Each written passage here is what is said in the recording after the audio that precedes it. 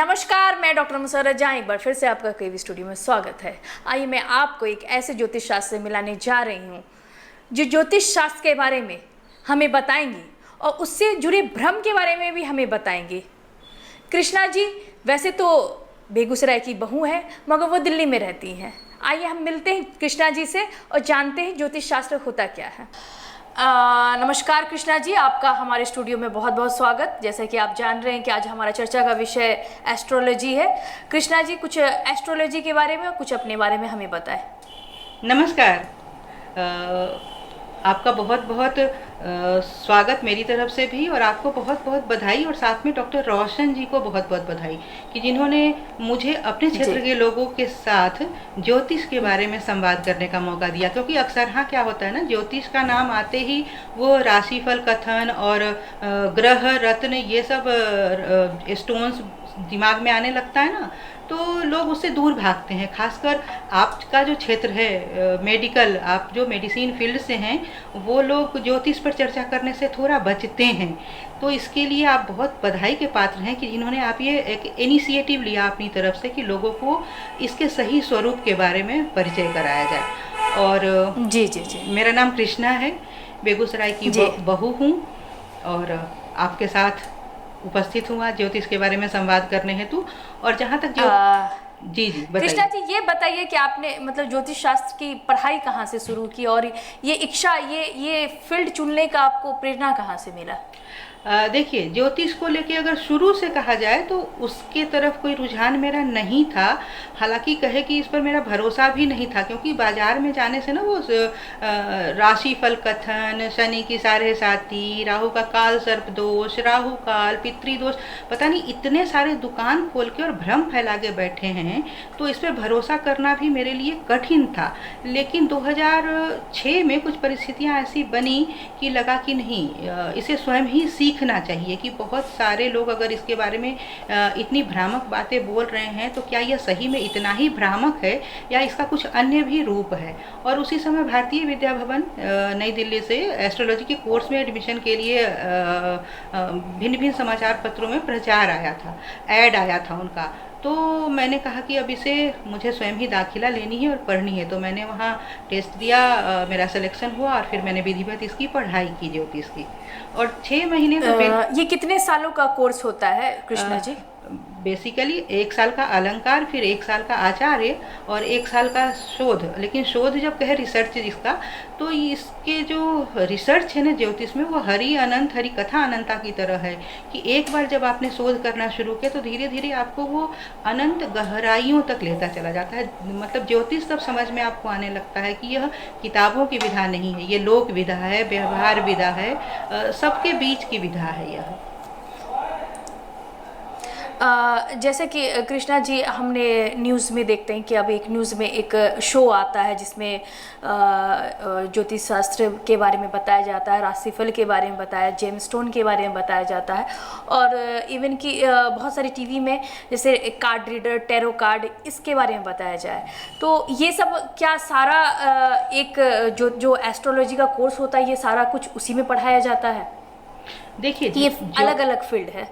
देखिए, ज्योतिष के कोर्स में जेम स्टोन की चर्चा बिल्कुल भी नहीं होती है, क्योंकि किसी भी शास्त्रों में ना रत्नों की इस तरह के जेम स्टोन की चर्चा नहीं है। हाँ, ग्रहों के रंग की चर्चा है कि सूर्य है तो इसका ये रंग है, चंद्रमा है तो उसका ये रंग है, बुध है तो इसका ये रंग है, अलग अलग ग्रहों के रंग हैं।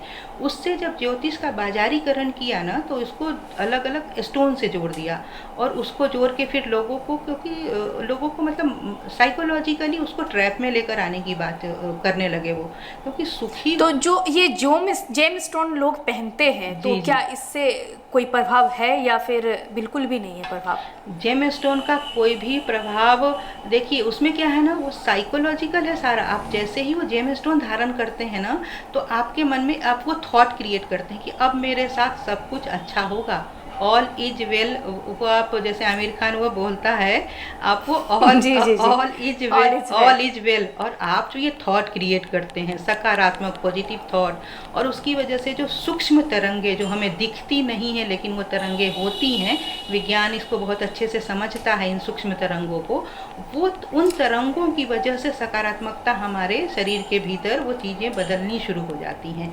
तो ये भी बोल सकते हैं कृष्णा जी कि मतलब जो हमारा यकीन है, जो हमारा फेथ है, जी, वही काम करता है और जेमस्टोन का कोई असर नहीं, या फिर ग्रह रत्नों का कोई असर नहीं होता है। ग्रह का होता है लेकिन ये रत्नों का नहीं होता है, आपके वही विश्वास का, आपकी श्रद्धा का, आपके समर्पण का, यही मायने रखता है। और ये विश्वास, श्रद्धा, समर्पण ये तब होगा जबकि मतलब चीज़ों को हम संपूर्णता और समग्रता में समझ पाएंगे कि हमारा जो जीवन है यह एक आयामी ये नहीं है कि एक बिंदु को समझ लिए जीवन को समझ लिए, वैसा नहीं है। आप लोग चूँकि मेडिसिन फील्ड से तो बहुत अच्छे से समझ पाते हैं, मतलब फिजियोलॉजी जब आप देखते हैं तो शरीर में इतने सारे सिस्टम है, सर्कुलेटरी सिस्टम, रेस्पिरेटरी सिस्टम, अलग अलग जो सिस्टम है वो सिस्टम अलग अलग अगर कर दिया जाए तो हमारा अस्तित्व कुछ भी नहीं रहेगा। शरीर को एक अच्छा, ये तो मतलब एस्ट्रोलॉजी ऐसे तो बहुत वास्ट सब्जेक्ट है। जी जी इसके बारे में मुझे लगता है कि आधे घंटे के प्रोग्राम में बहुत कम होगा, हम जी दूसरे जी दिन जी भी आपसे चर्चा करेंगे। जी बिल्कुल। मगर मुझे ये जैसे कि नाम का, जैसे नाम का राशिफल है कि नाम के अक्षर जो शुरू होता है उस पे आप पे पड़ता है, जैसे सन साइन, मून साइन, ये इसके बारे में हमें थोड़ा कुछ बताएं। देखिए, राशिफल कथन है ना, ये जो बाजारों में दिया जा रहा है और जिसको पढ़ के लोग रोज रोज अखबार, बहुत सारे लोग अखबार या कुछ पत्रिकाएं इसीलिए खरीदते हैं कि राशिफल पढ़ना है। जी तो ये बिल्कुल ही इसको जितनी जल्दी अपने जीवन से दूर फेंक देंगे उतना उतना भला होगा। क्योंकि क्या है ना, देखिए 12 ही राशियां हैं, इसका सीधा सीधा अर्थ यह हुआ कि हम संपूर्ण विश्व को 12 ही भाग में बांट रहे हैं। मतलब अगर हमने कह दिया कि मेष राशि वालों के लिए आज का दिन संतान को लेकर आने वाला है, तो संपूर्ण विश्व की मेष राशि वालों के साथ ऐसा ही होगा क्या? कभी नहीं होगा ना। और दूसरा होगा कि मेष राशि वाले बच्चे से लेकर बूढ़े तक होंगे, तो जिनकी संतानोत्पत्ति की उम्र होगी उनको संतानोत्पत्ति होगी ना। जो बच्चा अभी पैदा ही हुआ है मेष राशि का, वो जी जी जी, ये उसकी बिल्कुल सही संतानोत्पत्ति बात क्या। है। तो यह बहुत ही भ्रामक है, इसको मतलब संपूर्णता में नहीं बताते, वो भ्रम आधा अधूरा बता के ना, और लोग उसी मानसिकता में, उसी में उलझ के और भ्रमित ही होते चले जाते हैं, धीरे धीरे विक्षिप्त होते जाते हैं और मानसिक अवसाद में चले जाते हैं। तो ये तो बिल्कुल ही सही नहीं है, वो गलत है। अच्छा, ये कहाँ तक सही है कि भविष्य बताना कि हाँ ये आपके फ्यूचर में ये होने वाला है, क्या इससे कुछ भी मतलब ये सत्य है कि फिर ये भी एक भ्रम है? ये भ्रम नहीं है। ज्योतिष शास्त्र में जब आप जन्म लेते हैं उस समय की जो जन्मकालीन ग्रह होते हैं वो आपके एक लगन आपका निर्धारित किया जाता है, और उस समय जो प्लेनेटरी पोजीशन है, उस समय का जो स्काई मैप हम ड्रॉ करते हैं उसका आपके जीवन पे प्रभाव तो पड़ता ही है ना, हम सबके जीवन पे प्रभाव पड़ता है। जैसे कि इसको एक छोटे से एग्जांपल से समझिए, पूर्णिमा के दिन होते में बहुत सारे लोग समुद्र के किनारे जाते हैं और वो देखना चाहते हैं कि समुद्र कैसे, उसमें ज्वार भाटाएँ आती हैं, वो जो उछाल मारता है समुद्र, तो चांद का असर एक समुद्र पे प्रत्यक्ष दिखता है। तो उसी तरह से हम सब के जीवन पर ग्रहों का असर होता है, लेकिन इसको ये नहीं है कि ये भविष्य कथन की चीज़ है, यह प्रॉपर काउंसलिंग है कि समय से पहले कब होंगी वो चीज़ें अगर आपको पता हो जाए। जैसे कि अगर आपको प्रोफेशनल, आप किसी फील्ड के लिए तैयारी कर रही हैं और आपको पता हो जाए कि मेरे जीवन के का जो वर्ष होगा यह हमको उस दिशा में उपलब्धियाँ दिलाएगा, तो आप अपने प्रयास को बढ़ाएंगी, आप अपने मेहनत को बढ़ाएंगी, आप अपने भरोसे को बढ़ाएंगी और वो चीज़ें आपकी तरफ वो मिलेंगी, आपको वो हासिल होंगी। तो ये कब होंगी चीज़ें, यह बताता है ज्योतिष। तो ये अगर हमें मतलब पहले से अगर आभास हो तो हम उसी दिशा में तैयारी कर सकते हैं या फिर उसी दिशा में जा सकते हैं, ऐसा कहना हो। मगर एग्जैक्ट भविष्य को बदलना, ये मुझे लगता है कि ये गलत बात होगी। भविष्य को बदलने का हाथ तो ऊपर वालों के हाथ में ना, परम शक्ति है जो भविष्य तो हम बदल ही नहीं सकते। हमारे हाथ में क्या है, हमारे हाथ में सिर्फ एक हम पुरुषार्थ कर सकते हैं, हम कर्म कर सकते हैं, और उस कर्म का जो फल होगा वो कब मिलेगा। जैसे इसको एक छोटे से एग्जाम्पल से समझिए, एक कैदी है, जेल में वो बंद है, वो दिन भर वो बहुत मेहनत करता है, अच्छे अच्छे काम करता है, जेल के अंदर जाकर वो अच्छे अच्छे काम करता है कि उसकी सज़ा कम कर दी जाए। लेकिन उसकी सज़ा में अगर राष्ट्रपति का विशेषाधिकार मिल जाता है तो उसको क्षमादान मिल जाता है। तो वही है, जी। हम सिर्फ कर्म करते हैं, उसमें अगर ऊपर वाले का आशीर्वाद मिल जाए तो वो चीज़ें बदल जाती हैं। तो मतलब राशि भी, मतलब ये बोला जा सकता है कि आप अगर अच्छे कर्म कर रहे हैं तो आपके भविष्य और आपके वर्तमान दोनों में बदलाव आ सकता है। बिल्कुल, अच्छे कर्म से और भगवत नाम की भगवत स्मरण से, उनके ध्यान से, परम सत्ता के ध्यान से। जी, जब राशि का बात आता है या फिर ग्रहण का बात आता है तो जी। सबसे जो इम्पोर्टेंट है शनि ग्रहण। तो इसके बारे में आप कुछ बताएं, जो इससे जो अभी हम टीवी पे देखते हैं कि इससे निजात पाने के लिए ये करे वो करे, मतलब उपास करे, या फिर मतलब ये ऐसा क्या ये सत्य है, या आप अपने दृष्टिकोण से हमें कुछ बताएं। देखिए, शनि को लेके सबसे ज़्यादा कब डराते हैं? जब कहते हैं आपकी शनि की 7.5 चल रही है, शनि की ढैया चल रही है, इससे आपको ये उपाय करना चाहिए, ये उपाय करके बहुत सारा खर्च करवाते हैं। और आप इसको देखिए, इसको भी बहुत ही आराम से समझिए कि जैसे अभी शनि जिस राशि में गोचर कर रहा है, तो अगर जिस राशि में शनि गोचर करता है, जब शनि की 7.5 होती है तो 3 राशियों को प्रभावित करता है। तो 3 राशियां, तो शनि किसी भी राशि में गोचर करेगा, सालों भर वो 3 राशियां तो ऐसे ही प्रभावित हो गई। उसके बाद जब शनि अपने से चतुर्थ और अष्टम में होता है तो ढैया कहते हैं हम, तो 2 राशियां वहां से चली आई, तो 5 राशियां यह हो गई। और कभी कभी पंचम शनि को कह कर डराते हैं, तो 6 राशियां, तो सालों भर 6 राशियां तो पीड़ा में ही चली गई। तो विश्व की 12 राशियों में से 6 राशियों का पीड़ा में जाना, इसका मतलब विश्व के 50% आबादी का पीड़ित होना। तो ऐसा कैसे होगा कि हर समय विश्व की 50% आबादी दुखी या पीड़ित या मतलब कष्ट में होगी? ऐसा नहीं हो सकता ना। तो यह तो ज्योतिष का बाजारीकरण है, इसको समझना पड़ेगा। ज्योतिष और व्यापार, इसके बीच के अंतर को हमें समझना पड़ेगा, तभी हम ज्योतिष में। आप अपने दृष्टिकोण से हमें ये बताएं कि शनि ग्रह से बचा कैसा जाए, हमारे दर्शकों को बताएं। देखिए, शनि ग्रह से डरना ही नहीं है, ये मारने के लिए थोड़े ही आए हैं कि आप सोच रहे हैं कि इससे बचा कैसे जाए।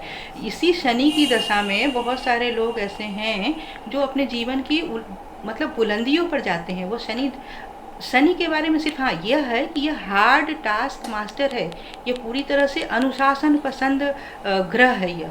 तो थोड़ा बहुत अगर आप लीक से हटकर जा रहे हैं तो यह आपको लाइन पर लाने के लिए थोड़ा आपको उस तरह से वो आपसे मेहनत करवाएगा। आपको जो उच्छृंखल बच्चे होते हैं ना, उनको थोड़ा कठोरता से उनको हैंडल कीजिए तो थोड़े दिनों तक उनको खराब लगता है, लेकिन जब वो सुधर जाते हैं तो लगता है कि ये मेरे लिए जरूरी था करना। तो यही वो शनि ग्रह है। कृष्णा जी, इसी में मैं एक और सवाल पूछूंगी कि इससे मैं काफ़ी रिलेटेड हूँ। मेरी एक बहुत ही नज़दीकी मित्र हुआ करती थी, उसके शादी में काफ़ी दिक्कत हुआ करते थे। एक वो मांगलिक करके कुछ होता है, हमारे इसमें तो नहीं होता बट मैंने उनसे सुना था। तो इसके निजात के लिए बहुत कुछ मतलब करना होता है, पूजा पाठ। तो इसके बारे में बताएं कि ये मांगलिक क्या होता है। बहुत अच्छी बात पूछी आपने मुशर्रत, कि मांगलिक दोष कह के भी बहुत डराते हैं। देखिए, कुंडली में ना कुछ स्थानों में जब मंगल की उपस्थिति होती है तो उसको कहते हैं मांगलिक हो गया, या बहुत जगह उसको मंगल दोष बोलते हैं। जैसे कुंडली का 12वां भाव, लगन भाव, चतुर्थ भाव, मतलब इस तरह से कुछ भाव हैं जहाँ वो जाके मंगल वो मांगलिक बनाता है।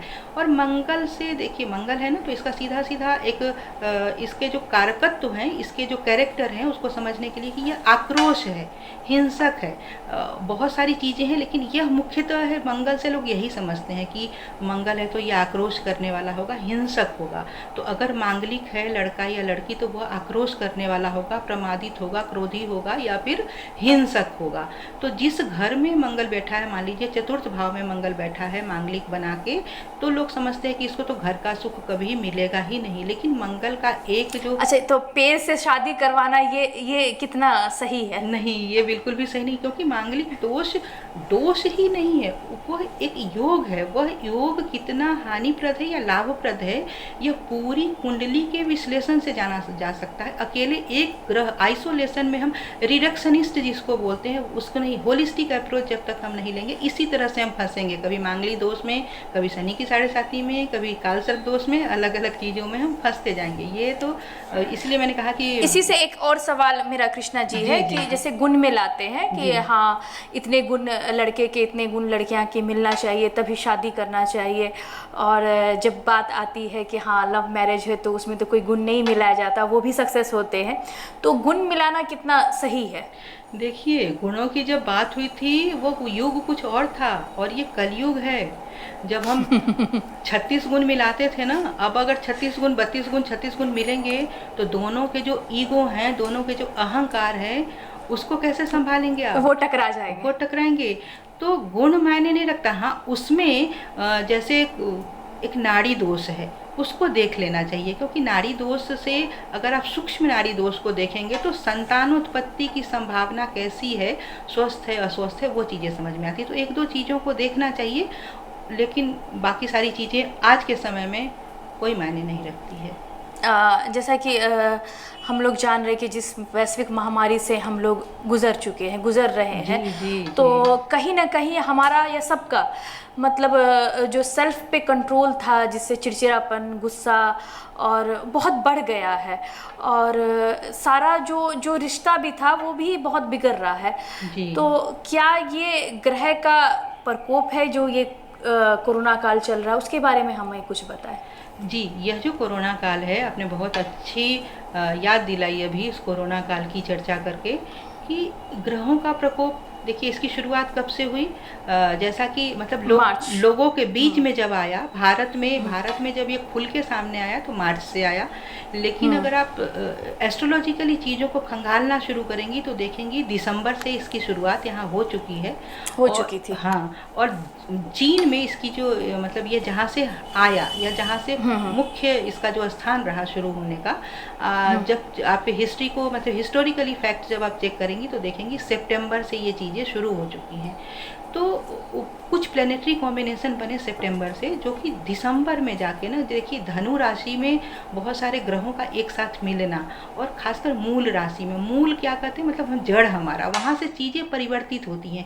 तो और जब डुअल राशि में बृहस्पति और शनि का योग होता है और इतने सारे ग्रह मिलते हैं, तो वो पूरे समाज को, पूरे राष्ट्र को, व्यवस्था को एक परिवर्तन के दौर में लेकर जाते हैं। वह परिवर्तन कैसा? तो उसमें देश की अपनी अपनी कुंडली होती है।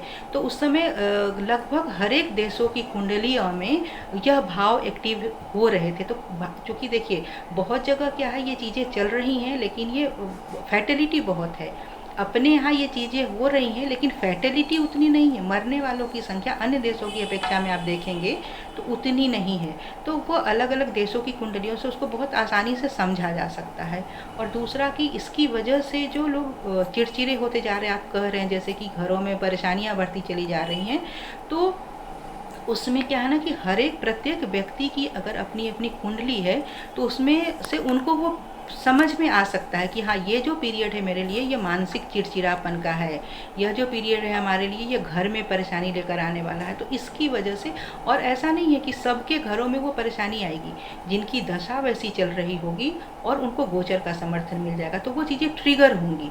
तो ज्योतिष का इससे निजात कैसे पाए? मतलब कोरोना तो अपने टाइम पे है, जो कब आएगा कब खत्म होगा ये तो एक चल रहा है, मगर जो फैमिली में डिस्प्यूट हो रहा है, जो मानसिक संतुलन सबका खराब हो रहा है, तो इससे निजात पाने के लिए कुछ हमें बताएं, कुछ उपाय बताएं। देखिए, ज्योतिष में जब उपाय की बात होती है ना, तो वही फिर मैंने कहा कि ग्रह रत्नों की चर्चा नहीं है, प्रयास स्वयं का प्रयास है यह।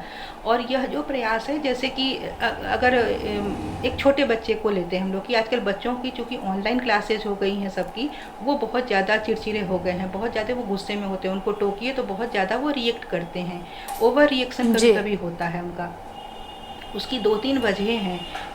मतलब एक तो है कि गैजेट फ्रेंडली होते जा रहे हैं वो, कि दिन भर उनको बहुत ज़्यादा मोबाइल, और एक तो मोबाइल पे क्लास चल रहा होता है, दूसरे मोबाइल पे उनके दोस्तों का मैसेज आ रहा होता है, वो उनके लिए बहुत ज़रूरी होता है। तो एक साथ 2-2 गैजेट को हैंडल करना, वो दिमागी रूप से आपको कितना डिस्टर्ब कर रहा है, वो बच्चे समझ नहीं पाते। जब गैजेट की बात आ रही है तो मुझे लग रहा है कि यहाँ के बच्चे की बात नहीं है, अडल्ट भी जिनका काम अभी मतलब वर्क फ्रॉम होम हो गया है, या फिर कोई अगर बिजनेसमैन है तो बिजनेसमैन बंद हो गया, तो उनका अधिकतर वक्त मोबाइल पे जा रहा है। तो कहीं वजह मोबाइल ही तो नहीं है इस चिड़चिड़ेपन की? जी, मैं वहीं आ रही थी, वही कि बच्चे तो ये हो गए, अब बड़ों की भी दुनिया तो क्या है ना, और बड़े ही नहीं, घर के जो बुजुर्ग भी हैं उनकी भी दुनिया वो आभासी होती चली जा रही है, वो ना वर्चुअल होते चले जा रहे हैं, रियल से निकल के वर्चुअल वर्ल्ड में वो जा रहे हैं।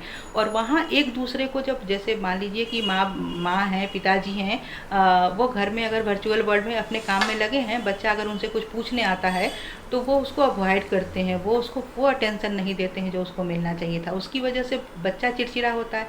तो ये मोबाइल तो एक वजह है, इसको हमको वहाँ से निकल के थोड़े समय के लिए, मतलब एक गोल्डन केज की तरह हो गया है कि एक सोने की पिंजरा में कैद होके लाइफ को आप इंजॉय नहीं कर रहे हैं, आप बीमार होते चले जा रहे हैं। तो वहाँ से आपको रियल ज्योतिष यही है कि आपको आपकी प्रवृत्ति को प्रकृति से जोड़ता है कि कैसे, और उसके लिए अष्टांग योग की चर्चा करता है ज्योतिष। वो जैसे योग आप देखेंगे कि अभी प्राणायाम और कुछ आसनों को जब योग की बात होती है तो इतनी ही चर्चा होती है, कुछ आसन कर लिया, प्राणायाम कर लिया, नहीं, उससे वो योग नहीं है। ज्योतिष आपके बॉडी, माइंड और सोल, ये तीनों को कैसे एक लय में किया जाए, हार्मोनी कैसे, मतलब फ्रीक्वेंसी कैसे मैच की जाए, इसकी चर्चा करता है। तो इस अच्छा कृष्णा जी, हमें और हमारे दर्शकों को थोड़ा ये बताएं कि जो ज्योतिष शास्त्र है उसको कितना वर्गीय, उसका कितना मतलब वो पार्ट है, जैसे सब कुछ का है कि अलग अलग होता है, तो उसके बारे में हमें कुछ थोड़ा बताएं।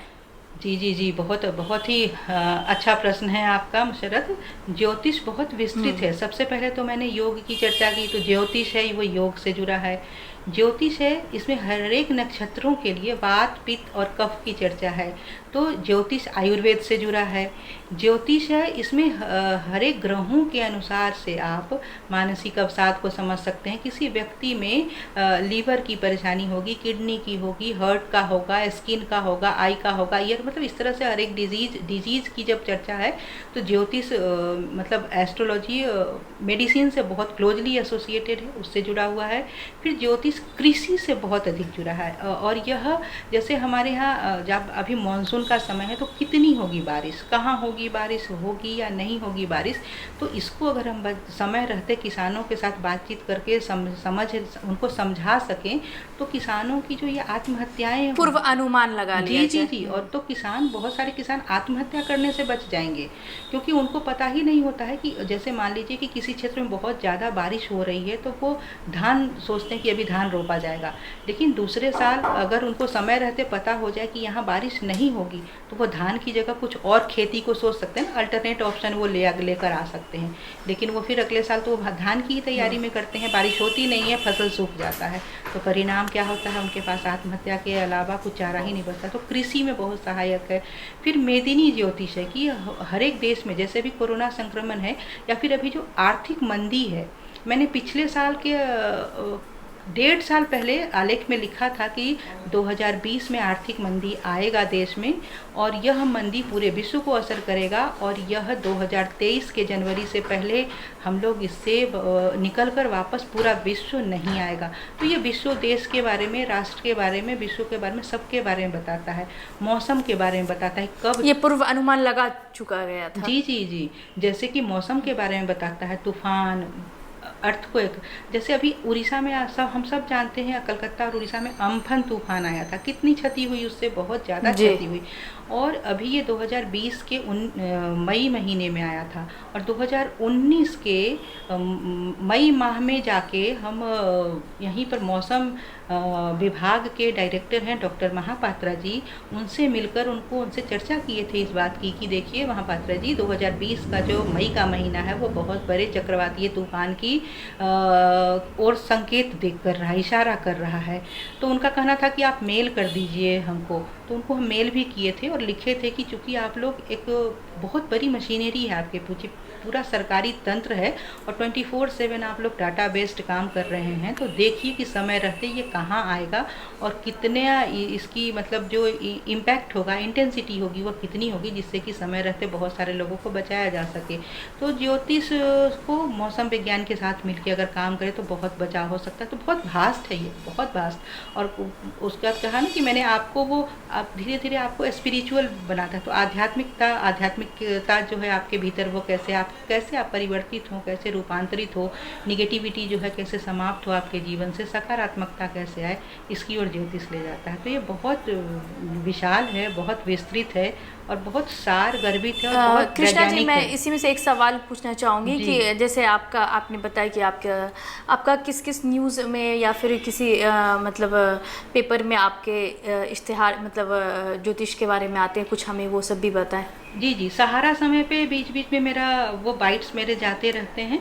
कुछ प्रोग्राम जी। मेरा हुआ था ज्योतिष के ऊपर सहारा समय पर। और अभी दिल्ली, झारखंड, बिहार और यूपी, इन 4 जगहों से 8 समाचार पत्रों में मेरे नियमित आलेख जाते हैं। और पटना से प्रकाशित एक पत्रिका है, उसमें वो मासिक पत्रिका है। और कुछ बिहार से ही कुछ जगहों से जो पाक्षिक समाचार पत्र है, उनमें भी मेरे आलेख जाते हैं। तो यह जाता है। कृष्णा जी, आपसे तो बात करके हमें बहुत अच्छा लगा। अगर हम एक एक टॉपिक भी पकड़े तो हमारा एक एक एपिसोड बन जाएगा। जी जी जी। और कृष्णा जी, कुछ बताएं कि आप बेगूसराय कब आ रही हैं? जल्दी से, जैसे ही हम तो अभी आ चुके होते, लेकिन ये कोरोना जैसे ही थोड़ा सा शांत हो, ये मतलब आना जाना सुविधाजनक हो जाए, तो मेरा तो घर ही है, तो बस हम तो बस ठीक है कृष्णा जी, आपसे बात करके हमें बहुत अच्छा लगा। आप बहुत कुछ जानकारी दें और सबसे बड़ी बात है कि बहुत ये वीडियो देखने के बाद बहुत जिसको भ्रम है और उस भ्रम से भी लोग निकलेंगे और उम्मीद है कि इस वीडियो से बहुत लोगों को लाभ उठेगा। जी बहुत मुसर्रत बहुत धन्यवाद। जी, नमस्कार। बहुत बहुत उम्मीद धन्यवाद। यही है कि जी वो लोग भ्रम से निकले और ज्योतिष के सही स्वरूप को जाने और जीवन को जी सकारात्मक जी जी। बनाएं।